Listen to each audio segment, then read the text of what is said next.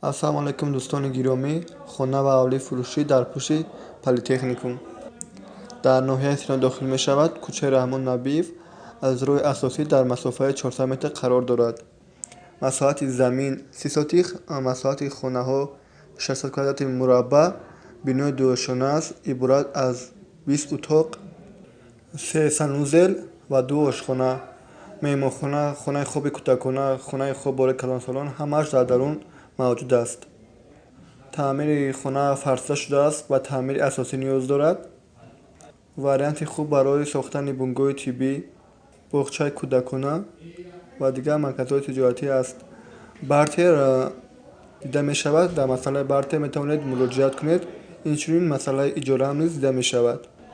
Дар берун боғча бо дарахтони мевадиҳанда, ошхонаи тоҷикӣ ва инчунин новойхона, ки аллакай иҷорагирандагон кор мекунанд, мавҷуд аст.